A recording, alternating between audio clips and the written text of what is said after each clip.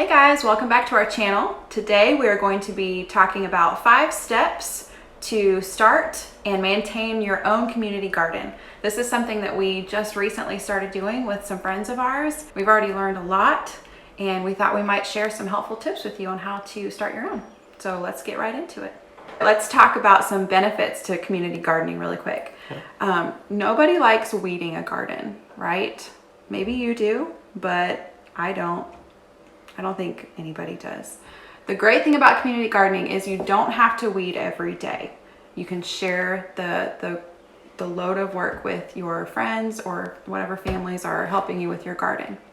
You can also spend less time growing more food, and the costs that are involved with starting a garden are spread out among you. So it can be cheaper for each of you, and not only is it cheaper, but you're bringing in more of a harvest. So the first point we're going to talk about is actually choosing your partners, choosing who you decide to run this community garden with. So you want to make sure it's people you trust and people you know that have a good work ethic. It could be family, friends, neighbors. So you just want to make sure that those are going to be people that you can rely on to do their part and to carry their weight, and just that they're not going to take the benefits without putting forth the work. You want to keep an open mind, especially with the people that are in your community or in your family or your friends, just to keep an open mind and not be offended if somebody wants to change something or move something around or think that this might be better. Yeah, be open-minded. Yeah, be open-minded and find a group of people that you're not going to be offended by. Yeah, take the opportunity to learn from each other. Don't think that your way is the best way. It's a good opportunity to learn how to compromise. And step 2 is establish communication. So we use Google Hangouts, and you could use text or Facebook Messenger just to communicate with each family, each group, active in the garden there. So it makes it very easy, and really communication is key. Yeah, so once you set up your online group where you guys are all in communication with each other, invite everybody to just start brainstorming ideas and share them with the group. Okay, so what we did is we set a schedule ahead of time with the other families where we each take a certain day of the week to work on the garden. That way everyone knows when each other will be down there working, and we know that we have our bases covered as far as weeding days and stuff like that. Yeah, and you want to make sure that each person knows the amount of work that's been done on your day of work. So if we go and plant tomatoes, then we want to let everyone know where we planted the tomatoes and how many plants that we had planted. Yeah, a huge part of establishing communication is continuing to communicate throughout the process and continually updating each other on what's going on. Step 3 is to brainstorm. What do you all want to plant? What do your families eat and enjoy the most? Does your family eat a lot of tomatoes? Does your family eat a lot of green beans? Does your family eat a lot of zucchini? Plant those things that you eat a lot of and that you know you'll use. You really can't grow too many because most things can be canned or frozen or preserved somehow for you to eat on all year long. Another thing you want to figure out is how much space do you have. Is this going to be on somebody else's property? Is it going to be on a community piece? Like where is the land going to be? How much land are you going to use? And it's best to start out small.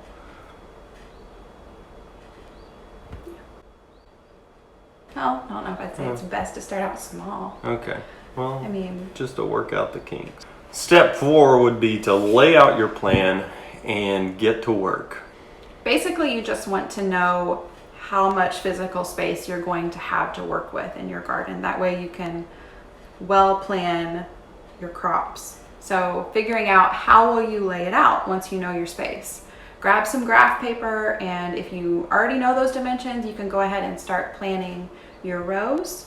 Some things to keep in mind would be like the height and the needed spacing of your plants. You don't want to have plants that grow really tall right next to things that need a lot of sun, because obviously they're going to be too shaded in order to grow well. So think about the direction of the sun and how tall each of your crops are going to get. Yeah, and so another thing you want to consider is taking that graph paper where you plotted out the garden, and sharing it with everybody in the group. Yeah. So we just grabbed some graph paper and we plotted this out.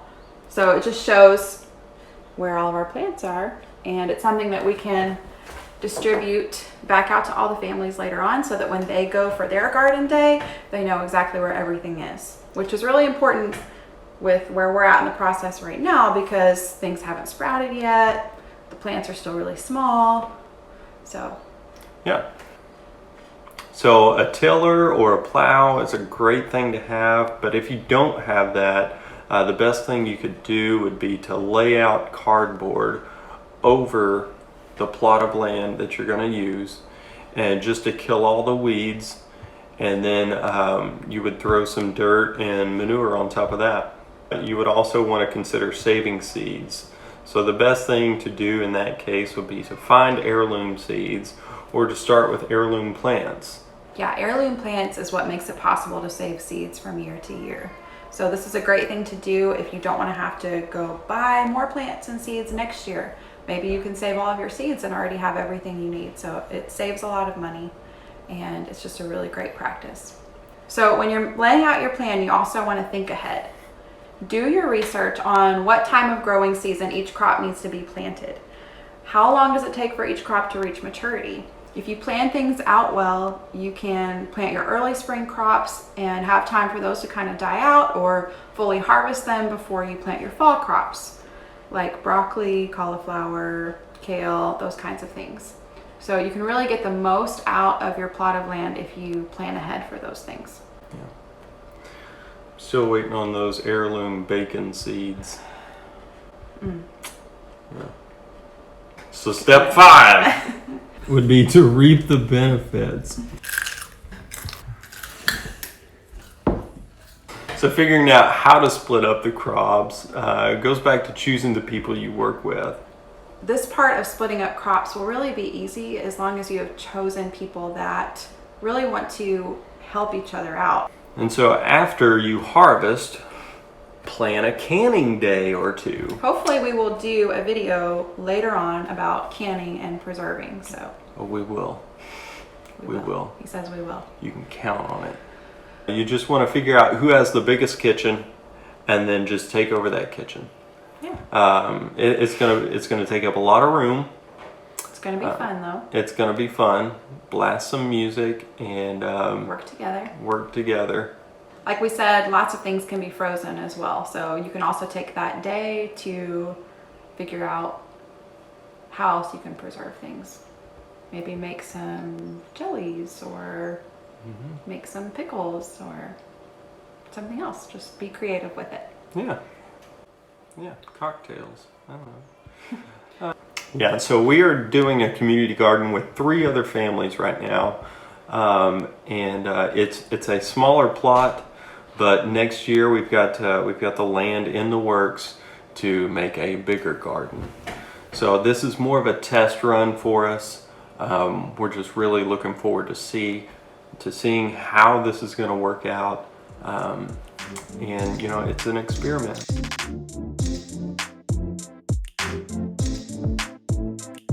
Plan to fail. That's pretty huge. I mean, you go through life failing all the time.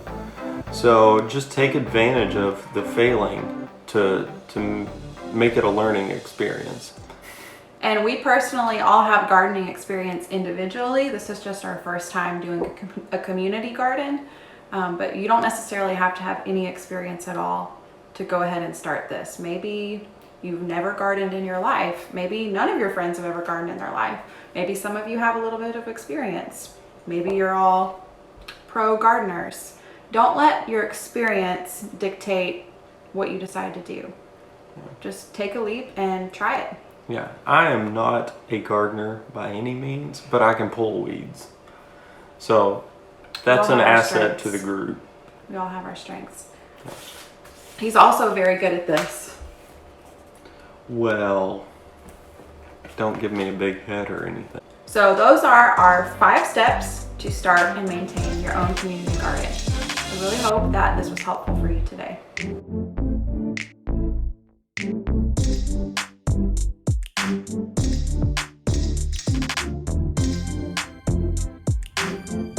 If you have any questions or comments about this video, anything that has to do with community gardening or even a personal garden of your own, feel free to leave it in the comments below. Be sure to like and subscribe, and we will see you next time. See ya.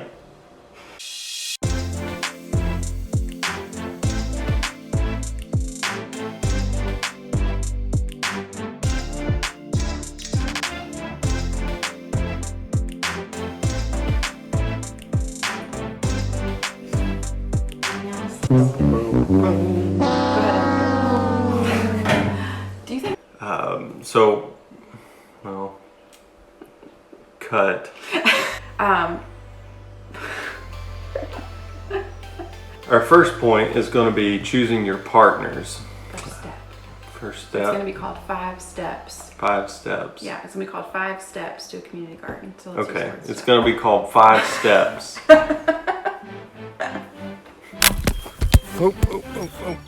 Civics, right? Star stations. That's what you're going to do with me. Get over there. Now you do it with me later, okay?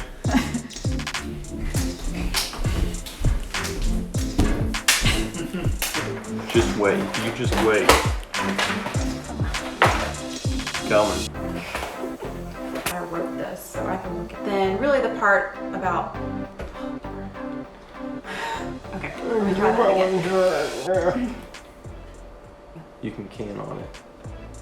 Some can on it. Yeah. Canning day. Okay, Yeah. never mind. Jeez.